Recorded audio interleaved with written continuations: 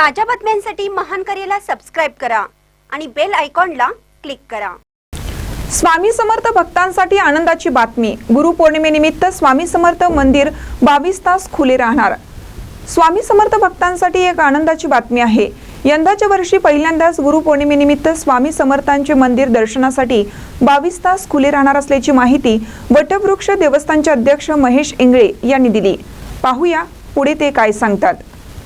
श्री स्वामी समर्थ आपल्याला सर्वांना माहित आहे की भारतीय संस्कृतीमध्ये गुरुपौर्णिमेचं अनन्यसाधारण असं महत्व आहे आणि त्यामध्ये ब्रह्मांडाचे नायक आणि सर्व गुरूंचे गुरु असलेले श्री स्वामी समर्थच्या मंदिरामध्ये श्री वटवृक्ष मंदिरामध्ये गुरुपौर्णिमा मोठ्या उत्साहामध्ये साजरी होत असते आणि त्याचाच एक भाग म्हणून गुरुपौर्णिमेच्या दिवशी येणाऱ्या भक्तांची गैरसोय होऊ नये आणि भक्तांना सुलभ दर्शन व्हावं यासाठी प्रथमच यावेळी मंदिर जे आहे वटवृक्षाचं ते 24 तासापैकी 22 तास खुलं राहणार आहे आणि पहाटे म्हणजे बुधवारच्या मध्यरात्री आणि गुरुवारच्या पहाटे 2 वाजता हे मंदिर दर्शनासाठी खुलं करण्यात येणार असून त्यामध्ये काकड आरती जी पहाटे 5 ची असती ती 5 ची काकड आरती पहाटे 4 वाजता होणार आहे आणि 4 वाजता काकड आरतीसाठी 15-20 मिनिट मंदिर बंद राहिल्यानंतर पुन्हा दर्शनासाठी खुले करण्यात येणार आहे आणि त्यानंतर नित्योपचार जे महाराजांचे नित्योपचार आहेत ते नित्योपचार होतील आणि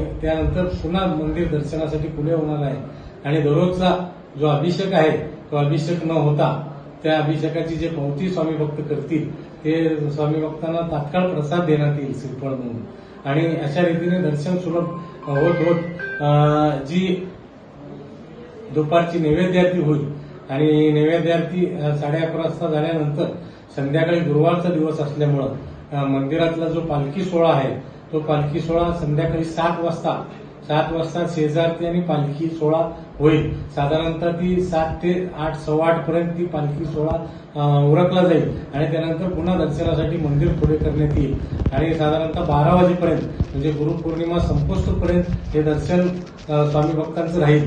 त्यासाठी विश्वस्त समिती असेल, सेवकरी वर्ग असेल यांचं सर्वांचं मोलाचं सहकार्य लागणार आहे।